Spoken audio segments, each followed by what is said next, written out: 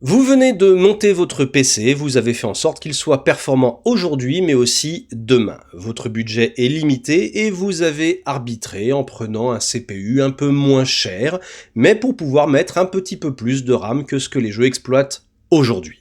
Pareillement, vous avez opté pour un GPU un peu moins performant que son concurrent direct, mais parce qu'il embarque plus de VRAM.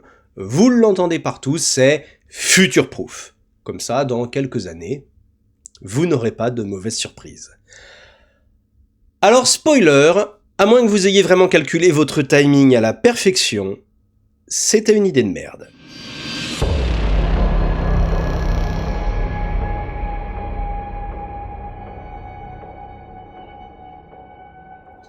Bonjour tout le monde. Alors on va clarifier tout de suite. Oui, un PC à 5000 balles survit plus longtemps qu'un à 600. Merci Captain Obvious. Et d'ailleurs, si vous avez un petit budget, vos espoirs sur la longévité de votre PC sont déjà probablement réalistes. Rassurez-vous, c'est sur les grosses configs qu'on va taper. Parce que oui, je viens de le dire, elles durent plus longtemps, mais ce que je n'ai pas dit, c'est que ce plus longtemps est quand même vachement court. Ce sont des conseils qu'on entend partout, sur les sites, dans les guides d'achat, les vidéos dédiées aux promos. Ici, vous avez une très bonne offre pour 32 Go de DDR. Alors, c'est vrai qu'aujourd'hui, les jeux n'en exploitent encore que 16, mais au moins là, vous êtes tranquille un moment. Alors, je peux pas voir le futur, mais par contre, le passé, lui... Est-ce que vous vous rappelez de cette config que vous aviez montée, alors vous ou vos potes, peu importe, avec 16 Go à l'époque où les jeux n'en demandaient que 8. Mais vous aviez acheté 16 Go pour être tranquille. Aujourd'hui, vos 16 Go, vous en êtes content ? Ah mais non, suis-je bête ? Cette config, c'était en DDR3 sur un vieil i5 en 2017, et quelques années plus tard, vous rendant compte que vous commenciez à être vachement limité par votre CPU, vous avez changé toute la plateforme pour de la DDR plus récente. D'ailleurs, parlons-en du CPU. Il n'y a pas si longtemps, les jeux étaient encore mal multithreadés. Mais par contre, on savait que c'était l'avenir. Alors, vous avez rallongé la sauce pour avoir 12 cœurs, là où 6 suffisaient encore. Et là, pour le coup, on ne s'est pas planté. Les jeux qui tapent une chier de thread sont arrivés quelques années plus tard. Sauf qu'en fait, ils comptaient sur des threads un peu plus rapides que les vôtres. Et ouais, le nouveau CPU à 8 corps va beaucoup plus vite que votre ancien à 12.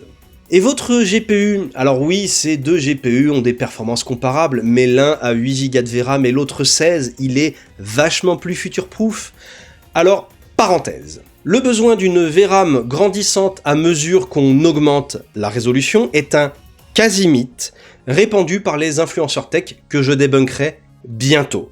Retenez juste que l'immense majorité de la VRAM est consommée par des éléments qui ne dépendent pas de la résolution de votre écran. Je dis quasi-mythe parce que ce n'est pas entièrement faux, mais l'ordre de grandeur est monstrueusement exagéré. Fin de la parenthèse. Aujourd'hui, l'immense majorité des jeux fonctionnent à peu près correctement, avec des détails respectables dans l'immense majorité des résolutions avec 8 Go de VRAM. Compte tenu du temps qu'on a mis pour avoir besoin, et je dis bien besoin pour jouer dans toutes les conditions, de 8 Go de VRAM sur toute la gamme, il va se passer encore plusieurs années pour que 16 Go soit une nécessité suffisante pour être embarqué sur tous les GPU de la gamme. Et quand on en sera là, il y aura un autre facteur qui aura évolué. Le besoin de puissance de calcul.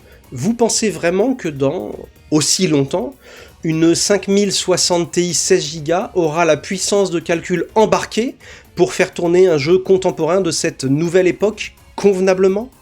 Cet exemple s'applique tout aussi bien aux 32 Go de la 5090. Lorsque les jeux nécessiteront impérativement 32 Go de VRAM, au rythme de l'évolution actuelle, la 5090 sera vaguement une calculatrice. Alors maintenant qu'on a tapé très fort, on va relativiser le truc. Tout cela pourrait tenir en un concept que l'on pourrait résumer ainsi. Aucun hardware dépendant des performances d'un autre hardware ayant un cycle de vie plus court ne peut être considéré comme future-proof. On va le clarifier. Aucune barrette mémoire, quelle que soit sa capacité, n'aura une durée de vie qui dépassera le moment où la plateforme du processeur sera obsolète. Aucune quantité de VRAM, aussi gigantesque soit-elle, n'aura d'intérêt une fois les capacités de calcul du GPU considérées trop légères. Je le reformule encore. Aucun composant ne peut être future-proof si son utilité dépend d'un autre composant qui deviendra obsolète avant lui. Alors vous allez me dire, mais du coup, pourquoi ces composants existent ? Pour l'utilité pour lesquelles on les a conçus maintenant. Si vous achetez un CPU avec plus de threads, c'est parce que vous envisagez de les exploiter maintenant. Si vous les achetez pour plus tard, eh bien plus tard vos threads seront trop lents. Si vous achetez un GPU avec 32 Go, c'est parce que vous comptez les remplir maintenant. Une 5090 en gaming, ce n'est que 30% plus perf qu'une 5080. Et en gaming, quand la 5080 sera grillée, parce que ça arrivera, la 5090 n'en sera pas loin non plus. Et comme on parle de gaming, ça arrivera bien avant que les 32 Go aient servi à quoi que ce soit. Et je le précise, cette notion de non-future-proofness est vraiment étroitement liée au gaming, parce qu'on parle de temps réel. Bien sûr, si vous êtes créateur, les usages vont s'alourdir au fil des années. Mais une machine qui vous demande un peu plus de patience sur des temps d'attente qui se comptaient déjà en secondes, minutes, voire heures, ce n'est pas comme un jeu temps réel qui franchit un cap de non-fluidité rédhibitoire. Alors, il y a quand même une utilité pour les gamers, et je ne vais pas vous l'enlever, vous avez simplement le droit d'être un enthousiaste qui a envie de se faire plaisir. J'en fais partie. Là, je ne fais que vous exposer froidement un constat rationnel. Vous avez le droit d'avoir envie d'une machine surdimensionnée pour vos usages. Mais le vendre comme un besoin, c'est plus difficile. D'autant qu'encore une fois, l'envie, c'est un droit. Vous n'avez pas à chercher à justifier d'un besoin. Je vais vous exposer un petit théorème que, je viens d'inventer en live en écrivant le script. Celui des 3 GPU pour le prix d'un. Imaginez qu'on ait donné, il y a quelque temps, une somme, disons 1200 €, à 2 personnes. C'est leur budget GPU pour les années à venir. Il ne doit être dédié qu'à ça et dépensé comme ils le souhaitent. Le premier achète une 1080 Ti et crame tout son budget d'un coup, pendant que le second achète une 1060. Le premier jouera dans des conditions exceptionnelles, mais le second ne sera pas tant que ça en reste, parce qu'une 1060, à son époque, on jouait dans d'excellentes conditions. Inférieure à une 1080 Ti, mais très bonne quand même. 2 générations de GPU plus tard, le premier reste sur sa 1080, bah oui, il a plus d'argent, le second remplace par une 3060.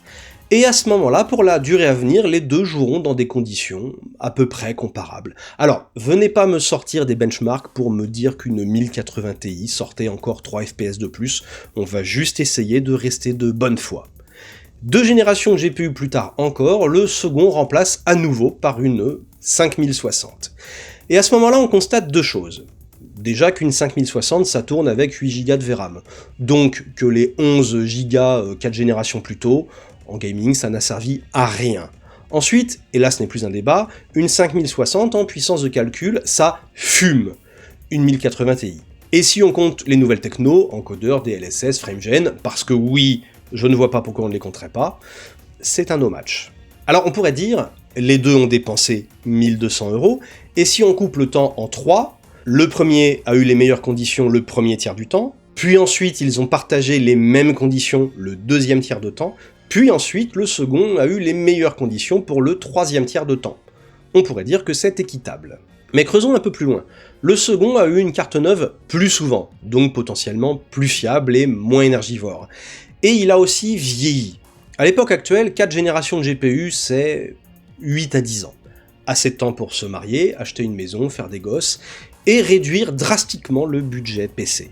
Et si on fige l'expérience ici et qu'on arrête de faire évoluer ces deux PC, le deuxième est clairement plus utilisable.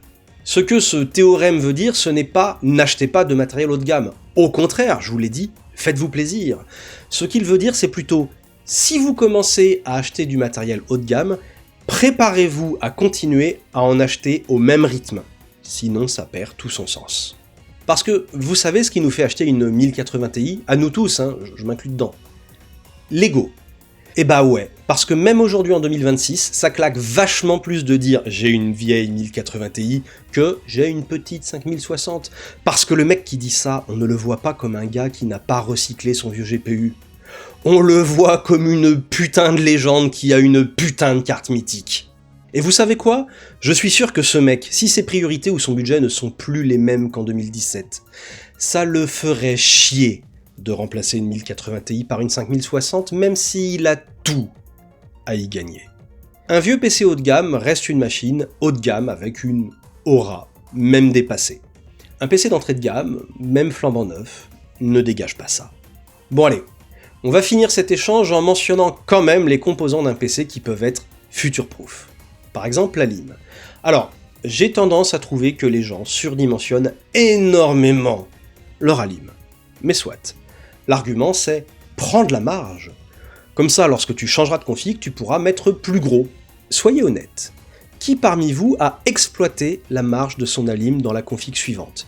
Qui, voyant qu'il allait approcher des capacités maxi de son alim, et je dis bien approcher, pas dépasser, c'est-à-dire que ça fonctionne encore, a préféré récupérer cette marge en changeant d'alim? Non, parce qu'une bonne alim, ça tient à 100% de charge, hein, c'est prévu pour. Hein. De quoi? Le rendement? Alors attends, on va parler franchement, on est entre enthousiastes. T'as surdimensionné ta carte mère, ton CPU, ta RAM, ton GPU, ton stockage, ton PC a une gueule de centrale nucléaire fluo et tu me dis que tu te soucies du rendement? Alors, vous savez quoi? On va parler d'un autre composant qui n'est même pas soumis à ça. Le boîtier. Aujourd'hui, les boîtiers mesh modernes, bien ventilés, sont capables d'encaisser toutes nos futures configs jusqu'à la fin de nos jours. J'ai même pas besoin de vous expliquer que vous, moi, nous tous, hein, on le changera très bientôt par pure envie. Le PC future-proof n'existe pas, pour les interdépendances matérielles évoquées tout à l'heure, mais aussi à cause de nous, de nos envies. Tout bêtement. Toute cette démesure, toute cette consommation, tous ces besoins qu'on se crée, j'y devine une cause. En tout cas, une cause récente qui a amplifié un phénomène qui existait déjà. Les influenceurs, les youtubeurs tech, qui font très bien leur boulot, attention, mais qui, de par leur fonction, leur travail, déforment notre perception de ce que doit être le PC qui trône sur notre bureau. Tout comme l'industrie pour adultes déforme... Bref, sauf qu'en fait, la taille de notre PC, on peut y faire quelque chose. C'est ce dont nous parlerons dans une prochaine vidéo de ce qu'on pourrait appeler un diptyque. Et je vous dis à très bientôt dans le bureau des machines.